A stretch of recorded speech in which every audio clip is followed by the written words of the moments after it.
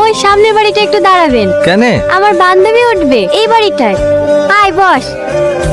ওইভাবে কি দেখছো? কিছু না। এটা আমার বান্ধবী তুই না, এটা তোর হবুদুল্লাহ ভাই। ভালো আছেন ভাই? এই শাড়িটা দেখো দিনি। ভালো। ট্রাই করবো? হ্যাঁ করো। ট্রায়াল রুমটা কোথায়? ওই দেখেন সামনে। ভাবি একটু আসো না। তুই না, তুমি আমাকে চিনতে পারছো? চিনবো না কেন? আপনি আমার বান্ধবীর হবু স্বামী আর আমার দুলা ভাই। জানতাম তুমি আমাকে চিনবে না। আজ থেকে 2 বছর আগে তুমি বাসা চড়ে রসুলপুরের ওইদিকে গেছিলে না? হ্যাঁ, রসুলপুরের পাশের গ্রামে তো আমার খালার বাড়ি। সেই দিন আমি তোমাকে প্রথম দেখেছিলাম। হলুদ চুড়িদার, খোলা চুল, কপালে ছোট্ট একটা কালো টিপ, ঠিক যেন আমার হৃদয় আকাশে স্বপ্ন পরি।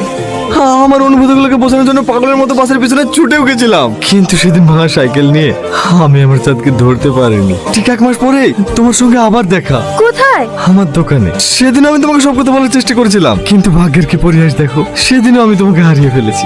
কিন্তু আর তোমাকে হারাতে দেবো না। আমি তোমাকে অনেক ভালোবাসি। আই লাভ ইউ তুই না, আই লাভ ইউ। এসব আপনি কি বলছেন?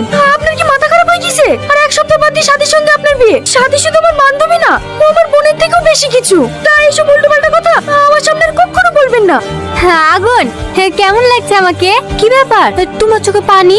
ওর চোখে পোকা পড়েছিল তো সেই জন্য। দেখি দেখি। হ্যালো তুই না? হ্যাঁ কে? আমি আগুন। আপনি আমাকে ফোন করেছেন কেন? তোমার সঙ্গে আমার কিছু কথা আছে। আপনার সাথে আমার কোনো কথা নাই, দয়া করে আমাকে আর ফোন করবেন না। কে ফোন করেছিল? চিনিনি মা, রং নাম্বার। নাম্বার কোথা থেকে পাই তোর? তা আমি কি জানি, কারোর সাথে লিসে মনে হয়। মা, টর্চ লাইটটা কোথায় আছে গো? দেখ সানসেটেই আছে। রাতে আবার কোথায় যাবি? ভাবি চিপস খাবে বলছে। এই ভোলাদের দোকান থেকে 2টো চিপসের প্যাকেট কিনলে আসি। কেন এরকম পাগলামি করছেন বলেন তিনি? আমি তো আপনাকে বলেই দিয়েছি আমি আপনাকে ভালোবাসি না। কেন মিথ্যা বলছো? তোমার চোখ বলছে তুমি আমাকে ভালোবাসো, আর ভালোবাসো বলেই তুমি আমার কষ্ট থেকে ছুটে এসেছো। দেখেন ওসব সিনেমা ডায়লগ করা বন্ধ করেন। আপনি দিনরাত 24 ঘন্টা আমার বাড়ির সামনে পড়ে থাকলেও আমি আপনাকে ভালোবাসবো না। দেখেন ছেলে মানুষই করেন না, আপনাদের এনগেজমেন্ট হয়ে গেছে। আর তাছাড়া দাদিও আপনাকে নিয়ে অনেক স্বপ্ন দেখে ফেলিছে। দয়া করে আপনি আমার বান্ধবীর মনে কষ্ট দিয়েন না। ছেলেটা কে রে তুই না? কালকেও দেখুন এখানে দাঁড়িয়েছিল। আমার বন্ধু ছোট আব্বা প্রজেক্ট দিতে এসেছিল, ভয়ে বাড়িতে ঢুকতে পারেনি। আপনি যদি আমাকে একটু ভালোবেসে থাকেন